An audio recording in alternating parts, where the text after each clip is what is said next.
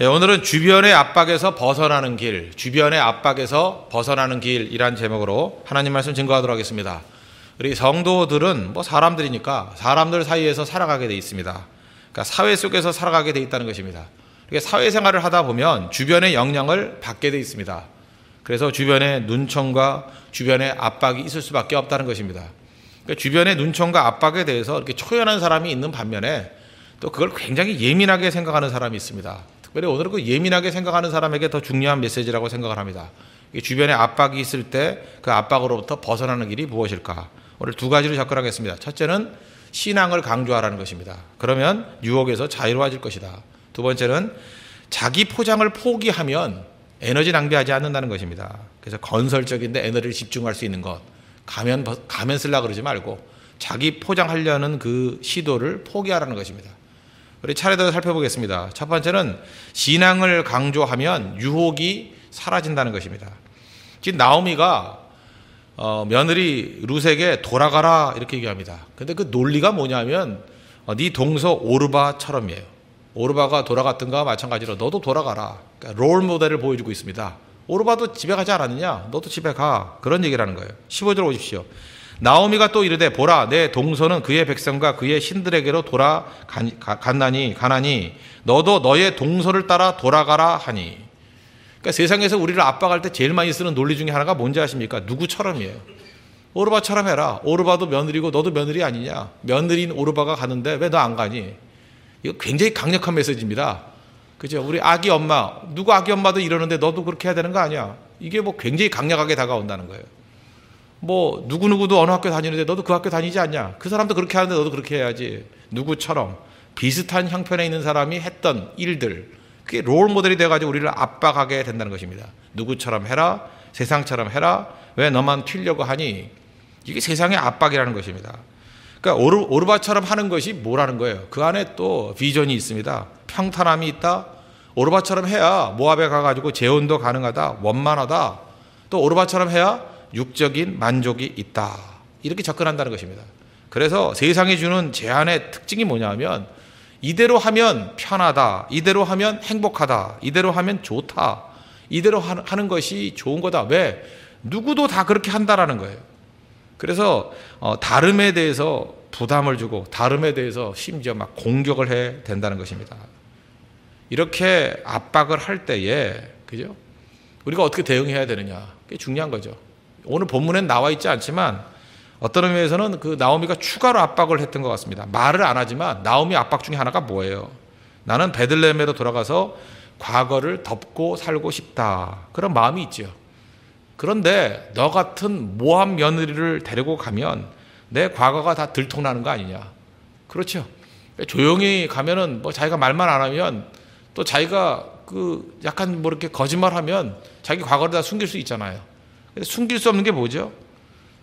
모함 여인, 외국 여자, 나오미가 외국 여자, 모함 며느리 룻을 데리고 가면은 숨길 수가 없잖아요. 말은 안 하지만 자꾸만 가라 그러는 것이 이런 뉘앙스가 있는 것 같이 보이지 않습니까? 너는 내게 부담스러운 존재야. 사실 우리에게 압박이 되는 것 중에 하나가 뭐예요?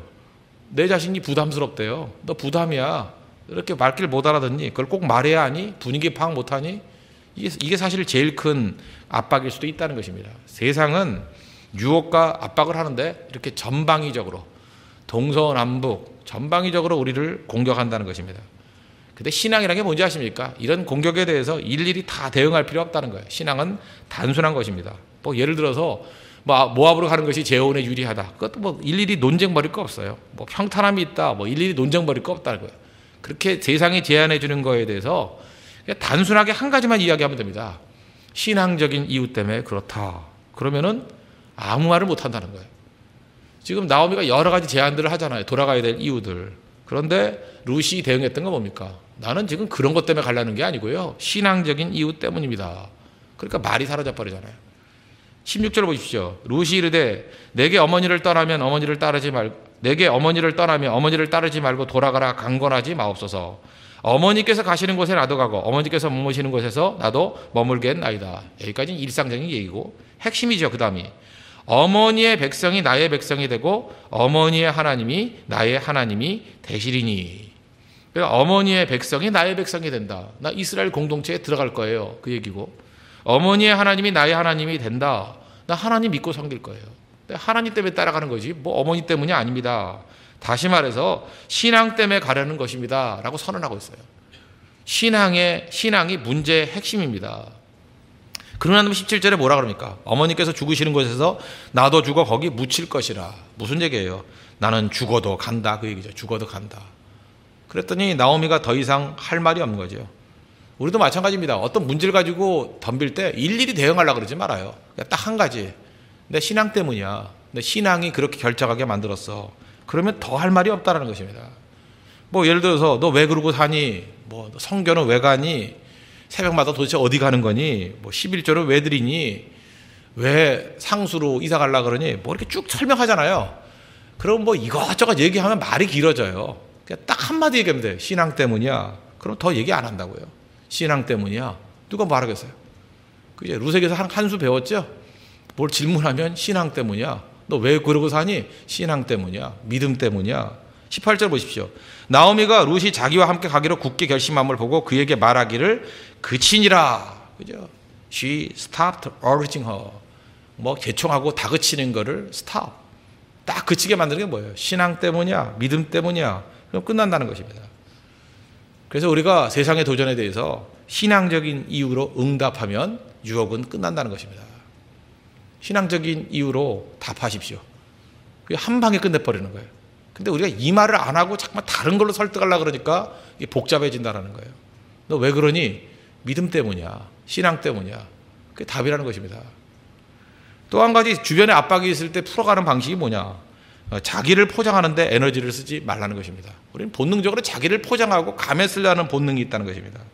그래서 많은 에너지를 가면 쓰는데, 많은 에너지를 자기 포장하는 데 써요. 같이 이렇게 동역하다 보면 제일 한심한 사람 중에 하나가 뭐냐 하면 하나님이 주신 그 많은 에너지를 맨날 숨기는 데 써요. 숨기는데, 뭐 가면 쓰는데, 그렇죠? 어떤 때는 자기를 포장하는데, 정작 하나님의 일을 하지도 못해요. 왜 그렇게 사는지 모르겠어요. 마귀에게 속고 있는 거죠. 그게 불신앙인 것도 몰라요.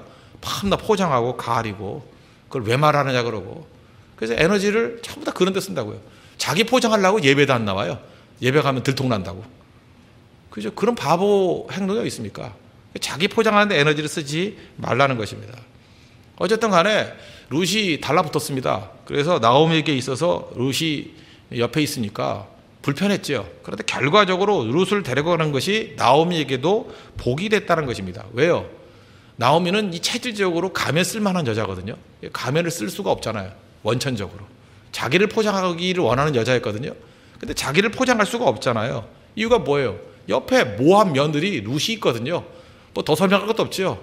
옆에 외국인이 있어요. 외국인 며느리가 하나 딱 있어. 그럼 뭐 설명할 게 없잖아요. 다 추측 가능하죠. 사람들 멋대로 상상하겠죠.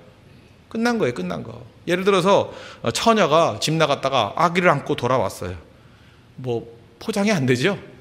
아기 안고 있다니까. 결혼도 안 한 여자가 아기 안고 있어요. 그럼 포장이 안 되죠. 과거에 뭘 했는지 질문도 안 하죠. 끄떡끄떡 혀를 참으면 되죠. 이러면 끝이에요. 그죠? 바로 그거예요. 그게 오히려 복이 된다는 것입니다. 왜요? 포장하는데 에너지 쓸 필요가 없기 때문에. 그래서 하나님께서는 우리를 살아가시기 때문에 어떤 때는 성향상 자꾸만 이렇게 포장하려는 성향이 있으면 그냥 이렇게 만들어버린다는 것입니다. 포장 못하게.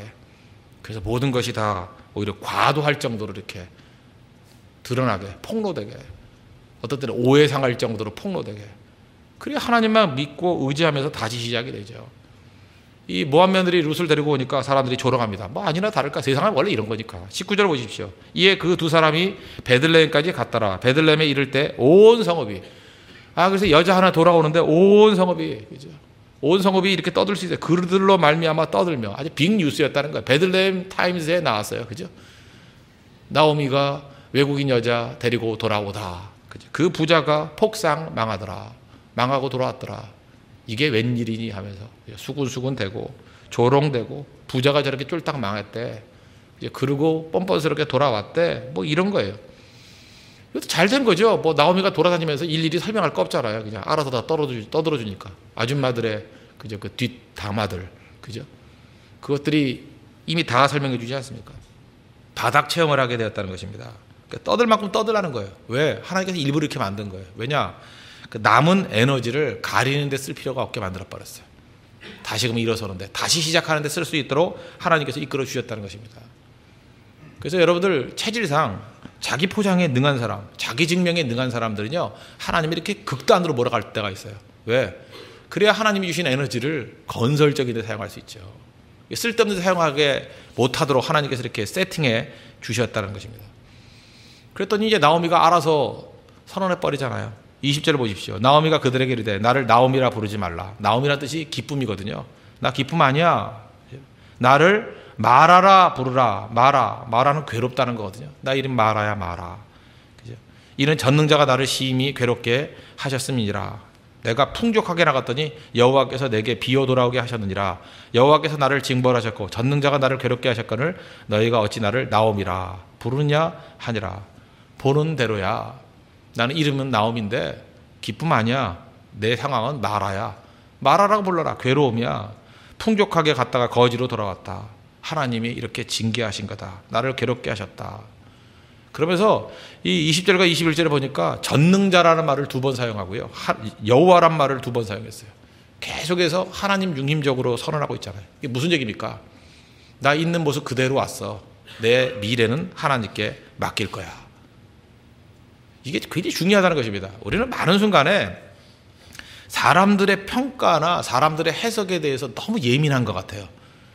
그 사람들은요, 그 천박한 존재들입니다. 그 대중이라는 거는 뭐 그러다가 끝나는 거지. 그거 오래 기억도 안 해. 별 생각도 없이. 그 생각이 있는 사람이면 대중입니까? 그죠? 떠드는 사람들은 생각이 없는 사람들이에요. 자기 멋대로 평가한다니까. 그 별 의미도 없어요. 근데 그거에 그렇게 연연해 한다고요. 그 아무것도 아닌데. 인도 선교사였던 그 레슬리 뉴비긴이라는 분이 계십니다. 저는 이분 책 굉장히 좋아합니다. 뭐 이 레슬리 뉴비긴이라는 이름판 있으면 책을 다 샀으니까. 그죠? 그 정도로 좋아하는 사람 중에 하나입니다. 근데 이분이 인도 선교사로 가가지고 인도에 부임을 했어요. 부임을 했는데 첫 주에 부임하자마자 자동차 사고를 당해서 입원을 했어요. 그럴 때에 이분이 쓴 책에 보니까 해석이 다 다르다는 거예요. 그 차를 같이 타고 있었는데 인도 사람, 같이 타고 있던 인도 사람은 왜 사고가 났느냐 해석을 이렇게 하다는 거예요. 전생의 업 때문에 그래. 전생의 업보야. 이 불교적인 힌두교적인 사고방식이니까 카르마라 그러죠. 카르마. 전생의 업 때문이야. 이렇게 해석을 하더라는 거예요. 또 같이 탔던 영국인 관리, 공무원은 뭐라고 해석하냐. 어떤 놈이 자동차 정비를 이렇게 했어. 그러더라는 거예요. 그러니까 그분은 이제 공무원이니까 자동차 정비를 갖고 평가하더라는 거예요. 정비가 안 돼가지고 사고가 났다. 이렇게 해석을 하더라는 거예요. 또 동료 선교사들은 이렇게 얘기하더라는 거예요. 하나님의 깊은 뜻이 있어. 하나님의 깊은 뜻이 있어서 이런 걸 주신 거야. 이렇게 해석하더라는 거예요. 그러면서 이 레슬리 뉴비긴이 생각하기를 잘 봐라. 이게 똑같은 일인데 다 똑같이 생각할 것 같지 아니라는 거예요. 3인 3색, 10인 10색, 100인 100색이라는 거예요. 그런데 사람들의 해석과 평가에 대해서 뭐 연연해 하냐. 설명이 이거예요. 사람들이 스스로 해석하는 건 자유라는 거예요. 아, 뭐라고 해석하든 뭐라고 평가하든 왜 그걸 간섭하냐는 거야. 알아서 평가해. 알아서 해석해. 그러나 그 평가나 해석에 매어 달리는 것은 어리석다라는 거예요. 세상에서 제일 어리석은 사람이 남들의 눈, 남들의 평가에 연연해 하는 거예요. 뭐 남들이 뭐라 그러나, 뭐 남들이 어떻게 평가하나. 그거 중요한 거 아니에요. 더 중요한 게 뭐예요? 하나님이 나를 어떻게 보느냐, 하나님이 나를 어떻게 평가하느냐. 그게 중요한 거 아니에요? 언제나 하나님 중심적으로 볼 줄 알아야 된다는 것입니다. 내가 지금 이렇게 비참하게 돌아왔는데 전능하신 하나님께서 나를 불쌍히 해서 이렇게 세워주실 거야.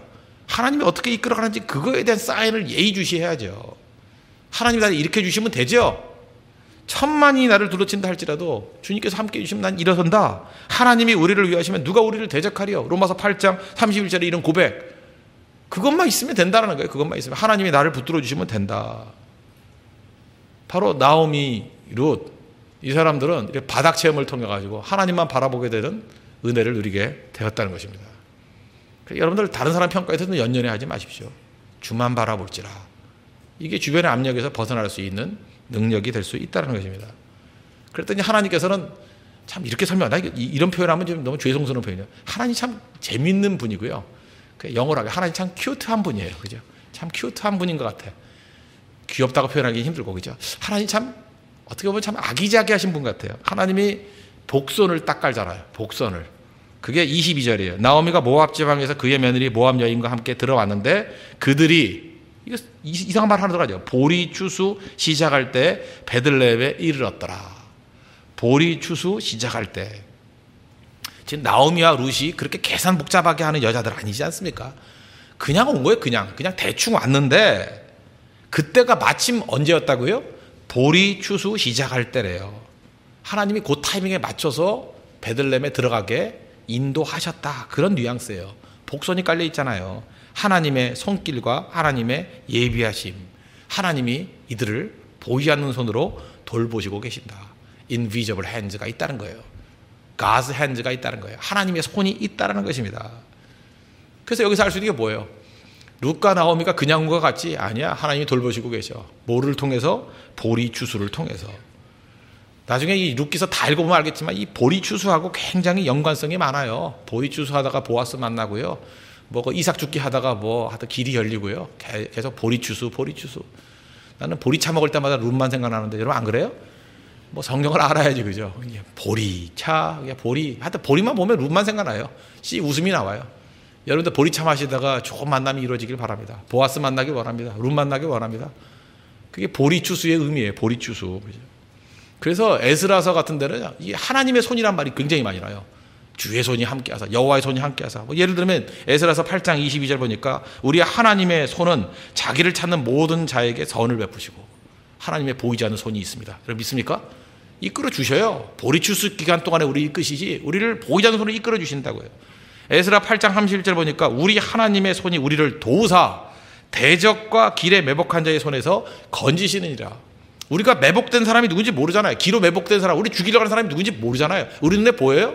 안 보이는데 우리 하나님의 숨은 손이 우리를 도와서 피하게 만들었대요. 그런 게 얼마나 많은데요. 하나님은 바로 그렇게 우리를 이끌어 주시는 분이라는 것입니다. 그러므로 잘 보세요. 우리 에너지를 사람과의 관계에 쓸 이유가 있어요, 없어요? 없죠. 섬기고 돕고 뭐 이런 거 말고요. 사람의 평가나 사람의 해석을 잘하는데 신경 쓰고 그거를 올바르게 이끌려고 애쓸 필요가 있냐고요. 그건 없어요. 자기 포장하는데 애쓰지 마십시오. 자기 포장하는데 에너지 낭비하지 말라고요. 실제로 우리를 보호해 주시고 우리를 이끌어 주시고 우리에게 승리를 주시는 분이 누구예요? 전능자 엘샤다이. 엘샤다이 이거 전쟁할 때 승리할 때 쓰는 표현이에요. 전능자 엘샤다이 하나님, 그다음 여호와 하나님이 우리 길을 이끌어 주시는 거죠. 보리 추수가 있습니다. 여러분 인생 가운데. 그래서 이렇게 살다가 보면 딱 단서가 보여요. 하나님이 도우셨네. 그 느껴지거든요. 하나님도 우리 숨어서 돕다가 한 번씩 들켜요. 이거 들켰네 하고. 느끼시죠? 어저께도 제가 어떤 형제 상담을 했는데 그 형제도 하나님이 들켰대. 하나님이 이렇게 도우는 게 나도 느껴진대. 야, 너도 느껴지니 뭐 내가 안 느껴지겠니? 그렇게 얘기를 했거든요. 하나님이 숨어서 돕다가 가끔 들켜요. 그러면은 이제 모르는 척하고 웃으세요. 그죠? 보리 추수 딱 그러고 웃으라고요. 그죠? 하나님이 나와 함께 해주시는구나. 분명히 함께 해주셔요. 그래서 승리로 이끌어갈 수 있다는 것입니다. 그러므로 우리가 주변의 압박에 대해서 연연하지 말고 공격 오면요 그냥 한마디로 끝내버려요. 신앙 강조하면 끝나버려요. 신앙적인 이유 때문에 그래 그러면 더 얘기 안 한다고요. 그리고 주변에서 계속 압박이 올 때마다 자기 포장하는데 가면 쓰는데 에너지 낭비하지 말고 주만을 붙드는데 하나님의 도우심을 구하는 데만 힘을 집중할 수 있는 우리 하나님의 거룩한 종 되길 바랍니다. 그리고 언제나 승리하는 우리 주의 백성이 될 것입니다. 우리 주를 섬기는 일에 헌신하는 일에 하나님의 도우심의 손길이 떠나지 않는 우리 축복된 인생 되기를 축원합니다.